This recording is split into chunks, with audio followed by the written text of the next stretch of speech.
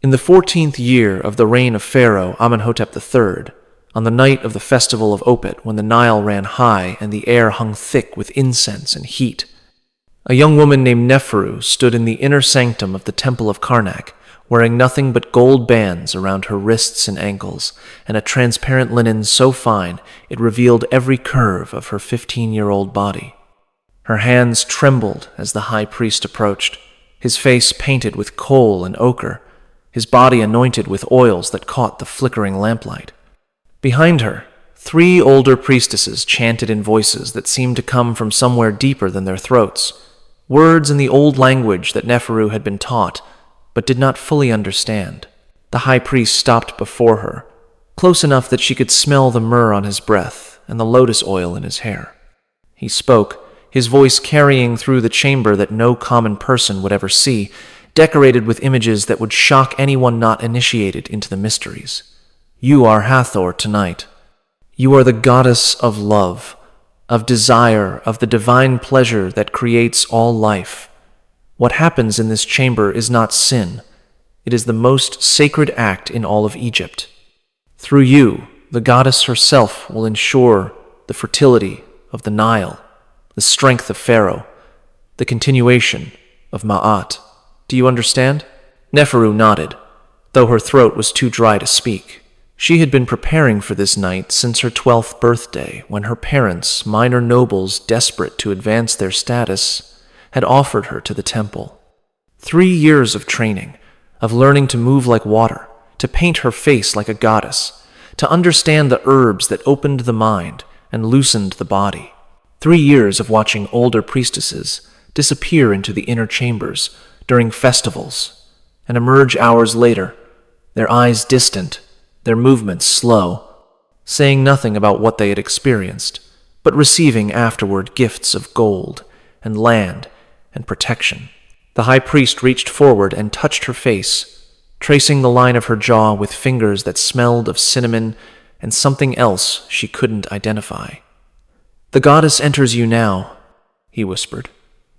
And what happened next in that chamber, lit by oil lamps that cast shadows of gods and goddesses engaged in acts that later civilizations would call obscene, was something that Neferu would never speak of to anyone outside the temple walls. Something that happened to hundreds of young women across the centuries of pharaonic rule. Something that was considered not depravity, but the highest form of worship, the literal union of human and divine that kept Egypt itself alive. But before I tell you exactly what those temple rituals involved, before I reveal what happened in chambers that were sealed from public view for 3,000 years, before I explain how the royal family of ancient Egypt used practices that would destroy any modern leader who attempted them, I need to tell you about the system that made all of this possible. Because what you're about to learn about ancient Egypt goes far beyond simple corruption or abuse of power. This was systematic, religious, considered sacred by everyone involved, and it reveals something about how elite classes throughout history have used religion and tradition to justify practices that serve their desires and their power. Subscribe to this channel right now, because what you're about to discover will change how you understand ancient civilizations and how elites have always operated above the rules that bind common people. This goes deeper than anything you learned in history class, darker than the sanitized versions presented in museums, more calculated than simple human weakness. Hit that subscribe button and tell me in the comments what you already know about ancient Egypt's royal families, because I guarantee you don't know the full story. And make sure you watch until the end, because I'm going to tell you about specific pharaohs, specific queens, specific practices that were so calculated and so systematic that they operated for thousands of years without anyone questioning whether they were right or wrong. Now, let me take you back to the beginning, to how this system was established and why it persisted across 30 dynasties and 3 millennia. Ancient Egypt's royal family believed, or claimed to believe, that they were literally descended from the gods. Not metaphorically, not symbolically. They claimed actual divine blood flowing through their veins, making them fundamentally different from common Egyptians the same way gods were different from humans. This belief, or this convenient claim, was the foundation for everything that followed, because if you are part divine, then the normal rules of human behavior don't apply to you. What would be wrong for a common person becomes acceptable, even sacred, when performed by someone with God blood. The most obvious manifestation of this belief was the practice of royal marriage between brothers and sisters. In the 18th dynasty, during the height of Egypt's power and wealth, it became standard practice for pharaohs to marry their full sisters. Not half-sisters, not cousins. Full siblings, children of the same mother and father, united in marriages that produced the next generation of rulers. The reasoning, according to temple texts and royal inscriptions, was that divine blood was too precious to dilute with common blood. The pharaoh was the living embodiment of Horus, the son of Osiris and Isis, who themselves were siblings who had married to preserve the purity of divine lineage. If the gods themselves practiced sibling marriage, then the pharaoh, part god himself, not only could, but should marry his sister to maintain the divine purity of the royal bloodline. But this reasoning, as logical as it might have sounded to ancient Egyptians, created immediate and obvious problems. Let me tell you about what happened in the royal nursery during the reign of Akhenaten, because understanding the reality behind the theological justification reveals how this system actually functioned. Akhenaten, known before his religious revolution as Amenhotep IV, was married to his sister wife Nefertiti, one of history's most famous queens. They produced 6 daughters together.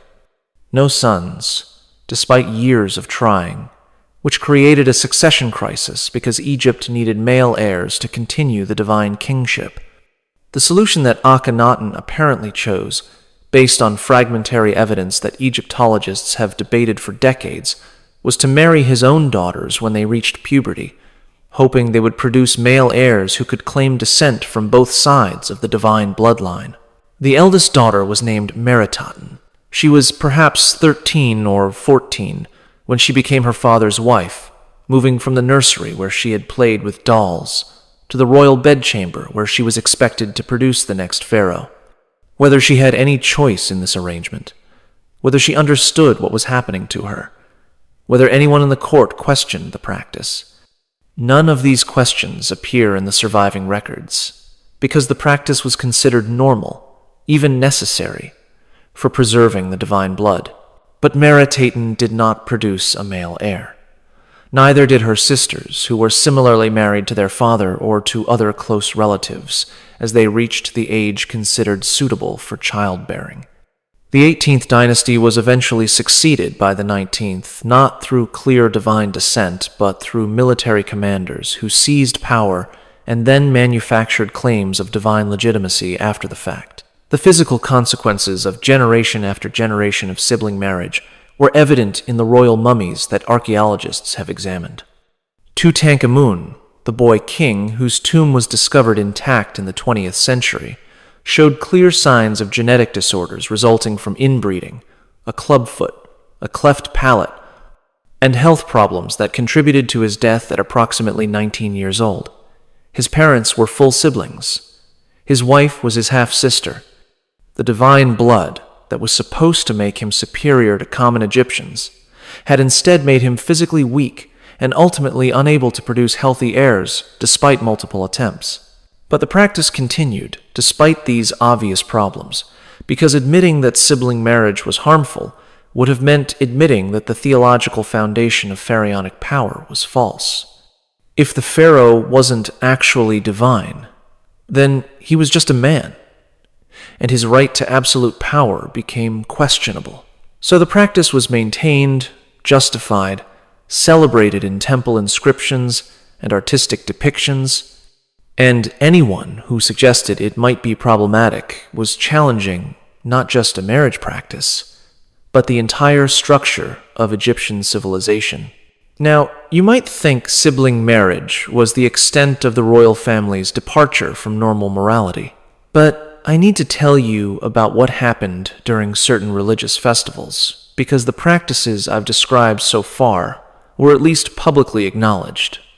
What happened during festivals like the one Neferu was participating in existed in a stranger space, simultaneously sacred and secret, simultaneously celebrated and concealed.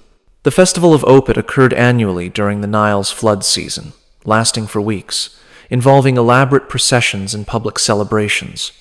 But what happened in the inner temples during this festival? What happened in chambers that common people never entered? What the priests and priestesses and royal family did in the name of ensuring Egypt's prosperity? This was knowledge restricted to initiates who had taken oaths never to reveal the mysteries. The official explanation was that the festival celebrated the renewal of Pharaoh's divine power and the fertility of the land. The priests would carry statues of the gods in elaborate processions from Karnak to Luxor and back, performing rituals that were said to strengthen the connection between the divine and earthly realms, ensuring that the Nile would flood properly and the crops would grow and Egypt would prosper for another year. But the unofficial reality, the part that happened behind the closed doors of the inner sanctums, involved practices that later civilizations would struggle to reconcile with their understanding of religion.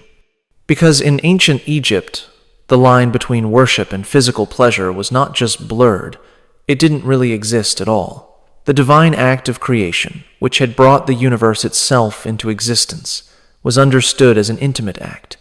The god Atum had created the first gods through an act of self-pleasure,